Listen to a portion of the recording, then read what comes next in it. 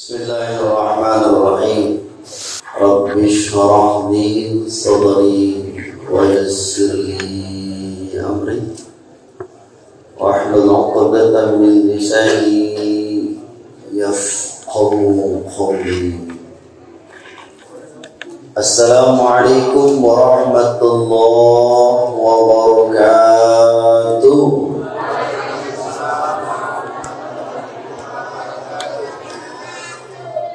Alhamdulillah hamdan syakirin hamdan daimin hamdan yuafi ni'amahu wa yukafi'u mazidah.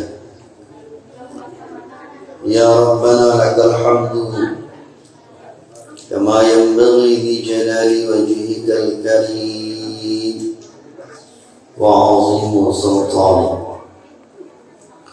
أشهد أن لا إله إلا الله وحده لا شريك له وأن محمدا عبده ورسوله صلى الله عليه وسلم. قال الله تعالى في القرآن الكريم: أعوذ بالله من الشيطان الرجيم. بسم الله الرحمن الرحيم. وأقيموا الصلاة وآتوا الزكاة واركعوا مع الراكعين. ثم قال أيضا: وعلى الذين يطيقونه فدية طعام مسكين فمن تطوع خيرا فهو خير له وأن تصوموا خير لكم إن كنتم تعلمون. Sadaqallahul Azim. Segala puji bagi Allah Tuhan semesta alam. Salam dan salawat kita hadiahkan kepada baginda Rasulullah Muhammad sallallahu alaihi wasallam.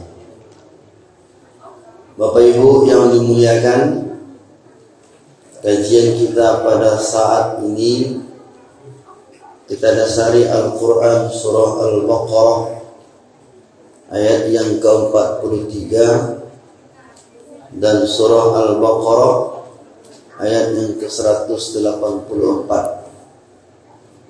Di dalam ayat itu kita ambil satu judul pertemuan kita tentang ketentuan zakat fitrah dan menunaikan fidyah.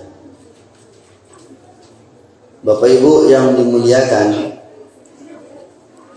zakat itu kalau kita ambil dalam bahasa Al-Quran surah Al-Baqarah ayat yang ke-43. Makna dari zakat itu adalah tutahhir, mensucikan atau membersihkan. Pertanyaannya, apa yang disucikan itu? Dan apa yang dibersihkan itu? Dibagi atas dua. Pertama disebut dengan zakatul mal, yang kedua disebut dengan zakatul fitrah. Apa itu zakatul mal? Zakat harta. Apa itu zakatul fitrah? Zakat diri.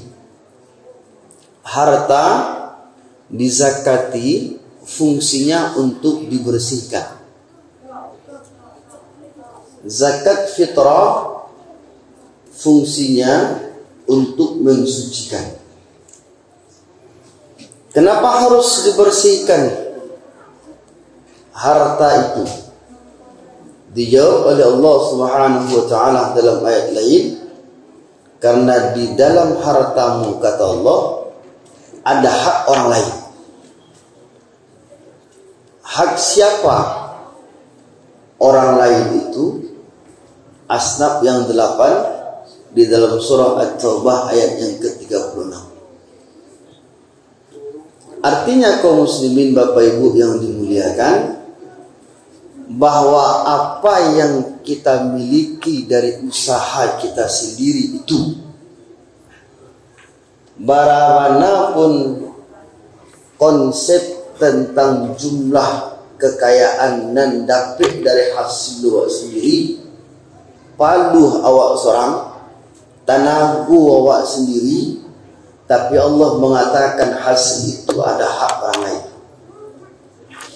Maka di dalam ayat lain, surah At-Taubah ayat yang ke-103, Allah memerintahkan khudh min amwalihim sadaqati. Perintah Allah, khudh, ambillah. Ambil ini kalau menurut apa yang dilakukan oleh para sahabat, itu dalam konsep menjapui. Sianan menjapui amil yang telah ditetapkan. Sudah itu anan dijapui tadi amwalihim, dari harta benda usaha nanalah awak miliki. Tujuannya apa? Tutahhiruhum wa tuzakkihim, untuk membersihkannya. Kenapa harus dibersihkan? Bapak Ibu yang dimuliakan Allah, karena harta yang kita miliki itu adalah haknya Allah. Kalau tidak, apa ancamannya? Di dalam ayat lain Allah Subhanahu wa taala mengatakan dalam surah At-Taubah ayat yang ke-35 dan ke-36. Apa bahasa Allah? Kalaulah Allah telah memerintahkan khudh amwalihim, japui harta orang-orang yang Allah ditentukan oleh Allah melalui amil yang telah ditetapkan, tapi justru Allah bajapui ilo mangko kandak namu lagi. Maka harta itu, kata Allah Subhanahu wa taala dalam surah At-Taubah ayat yang ke-35, Allah akan memberikan ancaman, fi nari jahannam fatakuna biha jibauhum wa junubuhum. Bisuk haratu nan ninyo miliki nan nindak namunyo kaluan tadi dicontohkan oleh Allah seperti emas dan perak. Dibakar ame dan perak tadi itu di dalam neraka. Sudah dibakar, akhirnya Allah letakkan di dalam dahi awak, sudah itu di dalam lambung awak, sudah itu di dalam punggung awak. Anan diletakkan di Allah haratu nan awak miliki tadi nanala dibakar di api neraka jahanam, kemudian inyo letakkanlah di Allah di situ. Sudah itu kuat lambung, sudah itu oleh punggung. Bagi siapa? Bagi orang-orang yang tidak namu mengeluarkan zakat hartanya. Yang ketiga, apa ketentuannya dari zakat harta itu? Ada dua saja. Pertama, ketentuannya adalah cukup nisabnya. Nah, cukup nisab itu apa maksudnya itu Ustaz? Jumlah harta yang dimiliki. Bara jumlah harta yang dimiliki, kalau tiba diame, berbeda pendapat ulama. Yang pertama 80 gram emas, itulah wajib zakat. Kurang dari itu maka belum wajib zakat. Kalau dihubungkan kepada piti, andaikan kini 1 gram 1 juta, ini 80 gram, berarti bara jumlah piti dan wajib awak zakati 80 juta. Nah, kau pertama nisabnya. Yang kedua haul, artinya jaraknya harus 1 tahun. Kalau kurang dari 1 tahun belum wajib zakat. Contoh, Awak dapat PT 100 juta sehari kini. Sehari kini dapat PT 100 juta. Alah patut itu tak zakatnya? Alah, haulnya bang? Tak. Alah cukup tak tahunnya awak untuk menunaikan zakat tadi? Alun dah. Kalau nisabnya, alah, tunggu setahun. Kalau Allah cukup setahun, maka keluarkan. Kurang dari setahun, belum. Kalau sehari ini dapat lewat 100 juta, tunggu sebulan, setahun dulu, baru bisa kita keluarkan. Beranan dikeluarkan tu, baru jawab tadi 2,5% dari harta. Nah, selesai tentang zakat fitrah yang maknanya membersihkan harta. Zakat fitrah, zakat mal. Yang kedua namanya zakat fitrah. Ada orang menyebut zakat fitri. Sama tu beda tu Ustaz, zakat fitrah jangan dengan zakat fitri. Jawabannya sama. Kenapa sama? Pertama, dalam konsep bahasa Arab itu asal katanya dari fi'il madhi. Asal kata dari fitrah, fitri.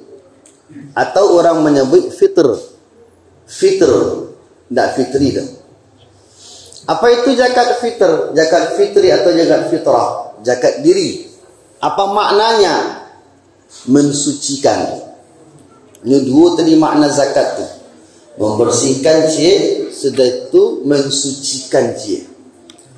Pertanyaannya, apa yang disucikan? Diri. Bagaimana diri yang disucikan? Tuhan.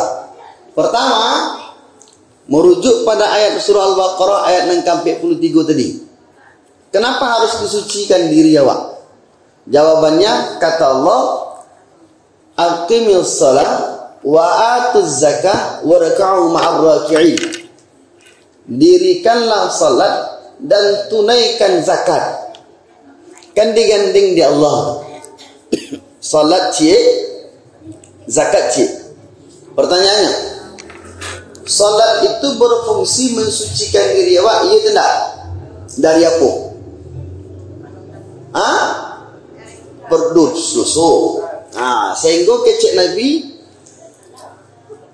setiap orang yang dalam keadaan sujud tadi, bukan sujud, ketika memulai salat, Allah Subhanahu wa ta'ala bebankan ke punggung awak sadolanya dosa awak.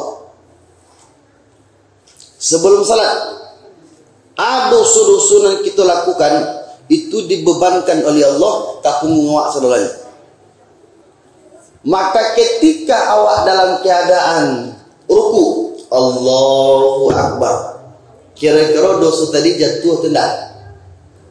Jatuh atau menetapnya?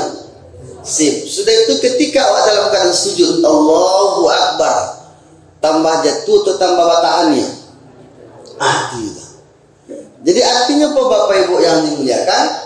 Bahwa ketika seseorang sebelum melakukan salat, Allah letakkan dosa-dosanya ke punggungnya, dan ketika mereka ruku dan sujud, Allah jatuhkan semua dosa-dosa itu. Coba kita bayangkan, dalam sekali sehari selana barakali awak sujud yang wajib 7 balik itu dan wajib baru tu. Coba bayangkan, bara dosunan Allah digugurkan di Allah ketika awak ruku dan sujud. Bayangkan tak?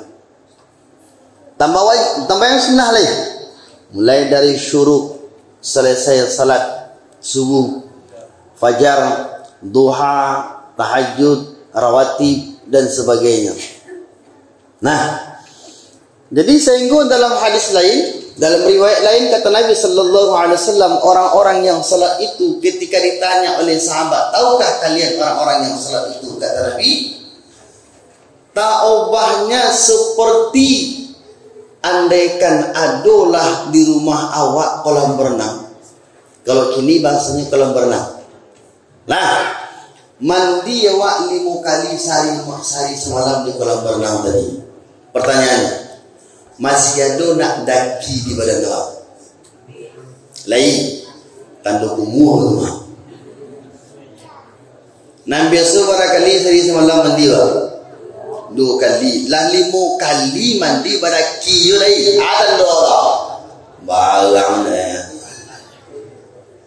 Nah, artinya akan terbuang semua sisa-sisa kotoran dan anu di badannya. Atau ubahnya seperti itulah orang yang salat 5 kali sehari semalam. Seketika mereka sujud dan ruku kepada Allah Subhanahu wa taala, maka Allah gugurkan dosa-dosanya.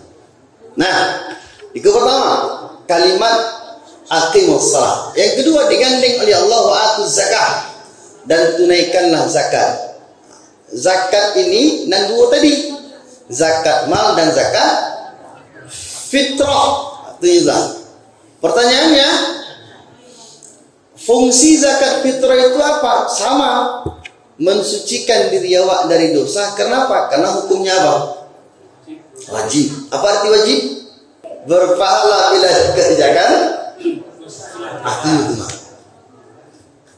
Nah, jadi artinya substansi dari pelaksanaan salat dan zakat fitrah itu adalah sama, mensucikan diri awak dari perbuatan dosa yang kita lakukan. Oke, pertanyaannya, bagaimana teknis dalam penyaluran zakat fitrah? Yang pertama, menurut pendapat ulama ada 3 secara hukum. Pertama, makruh. Yang kedua, sunnah. Yang ketiga, wajib. Makruh itu kapan? Saat awal Ramadan. Tadi kita baru memulai, baru berbuku di puasa yang pertama. Sudah bolehkah kita menunaikan zakat fitrah? Jawabannya, boleh. Hukumnya makruh. Makruh dalam pelaksanaan, bukan dalam hukum secara yang wajib tadi. Beda tu. Kemudian hukum sunnah pada pertengahan Ramadan. Kini Allah di pertengahan atau lewat dari pertengahan? Lewat pertengahan. Yang ketiga adalah wajib. Wajib ini dalam artian tempat yang paling utama.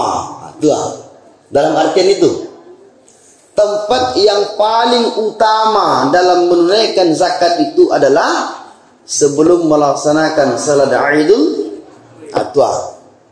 Jadi artinya Bapak Ibu yang dimuliakan Allah, ada 2 media. Ingat ya bunyinya, media tempat penyaluran.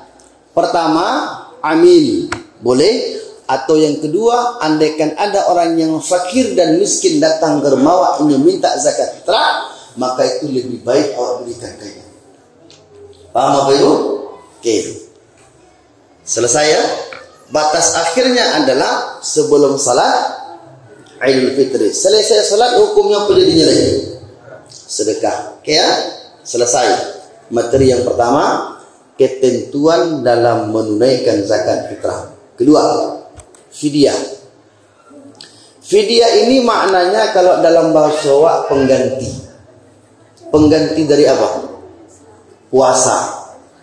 Pertanyaannya, secara hukum Bapak Ibu, apakah semua orang yang tidak berpuasa itu wajib mengganti dengan fidyah? Jawabannya,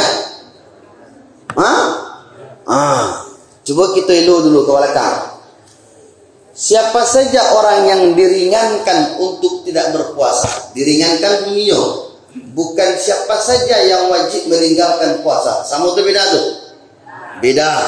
Ingat bahasanya, siapa sajakah orang yang diringankan untuk tidak berpuasa? 1. Dari menurut Al-Quran dulu. Safar, orang yang berjalan. Sip. Yang kedua, maridun, orang yang sakit. Yang ketiga, dan menyusui. Yang keempat, uzur, tua renta. Oke ya? Oke. Kita ulang lihat. Orang yang berjalan jauh, orang yang sakit, orang yang hamil dan menyusui, dan orang yang tua renta. Oke?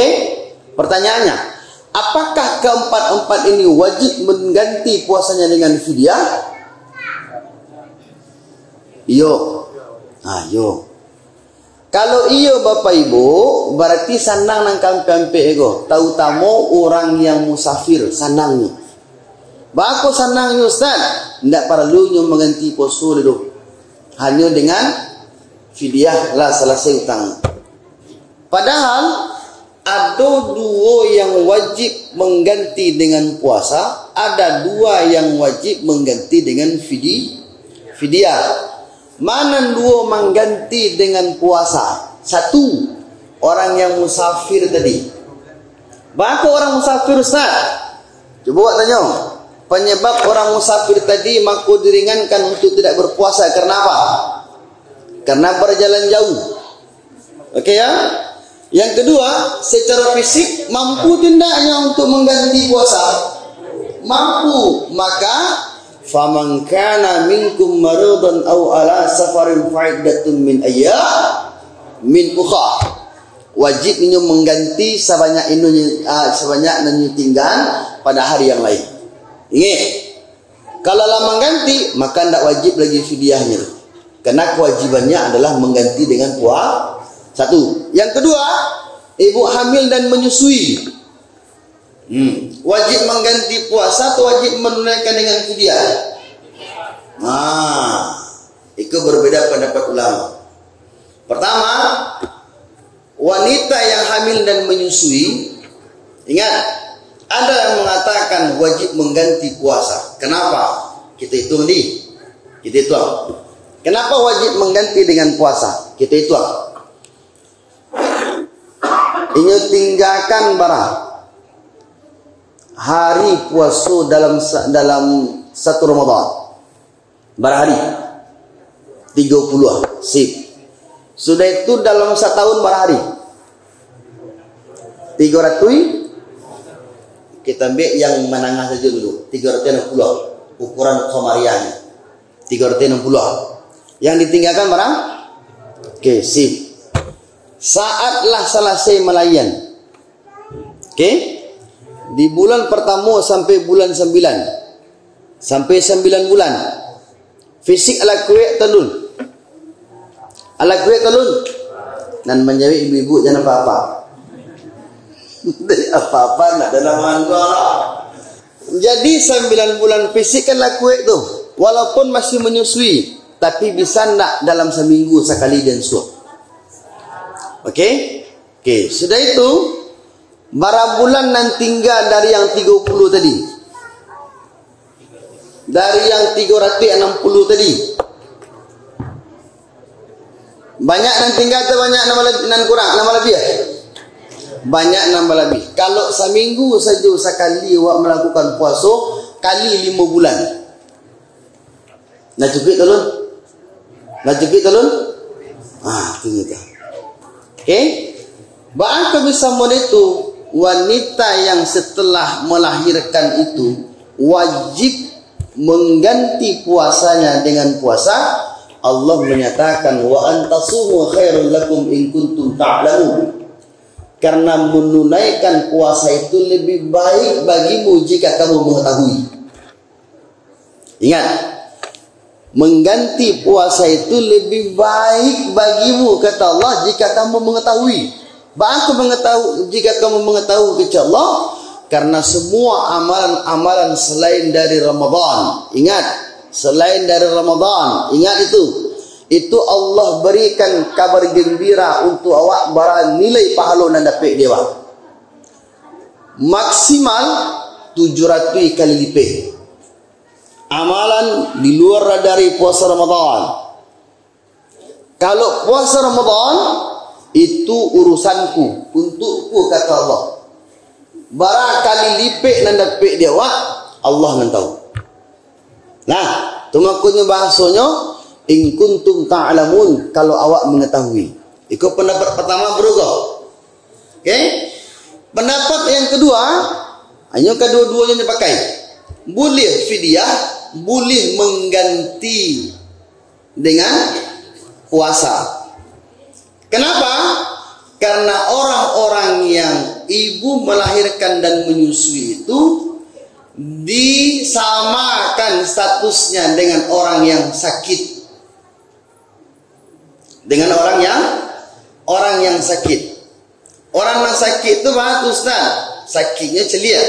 Menurut hukum Islam, sakitnya itu sakit nan indah adu ube untuk cegah ado.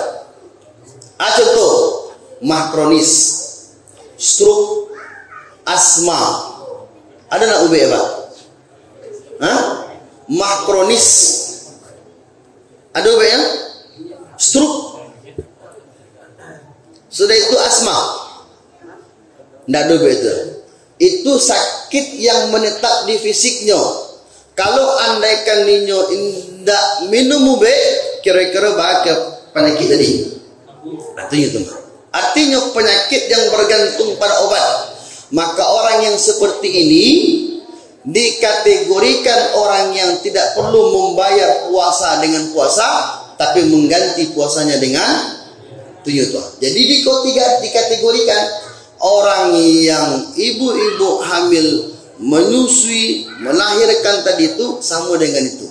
Tapi bagi ibu-ibu setelah ini menunaikan fidyah, ini wajib mengganti puasanya. Nah, jadi barang caknya Ustaz diserahkan ke ibu-ibu, tidak diserahkan ke apa-apa dong. Paham? Nah, jangan sampai baca kak lo ikut ibu di rumah. Ambil dua pilihan tadi itu. Mana rancak menurut awak, kok kamu ganti awak teknisnya yang disampaikan di Ustaz tadi. Ambil cek dalam seminggu, lah selesai. Itu yang berkau barakalinya, selesai. Selanjutnya Bapak Ibu yang dimuliakan, ada dua yang tidak wajib mengganti dengan puasa, tapi menunaikan fidyah saja. Siapa orangnya? Orang tua renta dan sakit indah adobek tadi. Orang tua renta kalau andaikan disuruh jualnya untuk mengganti puasa dengan puasa yang tertinggal, pertanyaannya sanggup tidak? Nah, tuan, manga untuk mengganti Ustaz, lai diagi saja nyo makan gak sanginik ndak jual bido. Nah, jadi artinya Bapak Ibu yang dimuliakan, wajib mengganti dengan fidyah. Yang kedua adalah orang yang sakit tidak ada duit tadi itu, wajib mengganti puasa dengan fidyah. Pertanyaannya, bagaimana ketentuan fidyah itu? Terakhir lagi, ketentuannya lagi. Pertama, dari makan awak. Marah makan awak sehari. Sudah itu, dan kedua, kini kalah ditentukan di Basnas. Berapa fidyah? 22.000. Sehari itu, bukan sekali makan. Sehari 22.000. Kini teknis menunaikannya Pak. Dulu ketika wak ketek-ketek, Pak cara orang tua, anak dari orang tua tadi menunaikan fidyah. Cara orang tua, cara anak menunaikan fidyah orang tuanya yang ala uzur. Anak yang menunaikan fidyah orang tuanya yang ala uzur. Caranya dulu ketika awak ketek-ketek 30 hari nanggay awak ndak poso. Dipilih dia awak, dicari dia awak 5 orang. 30 bagi 5 berarti berapa? 6. Surang 6 ku 6 ku 6 ku 6 ku 6. Lah cukup telun? Lah cukup telun? Lah, ala ditunaikan telun. Lah selesai telun. Allah.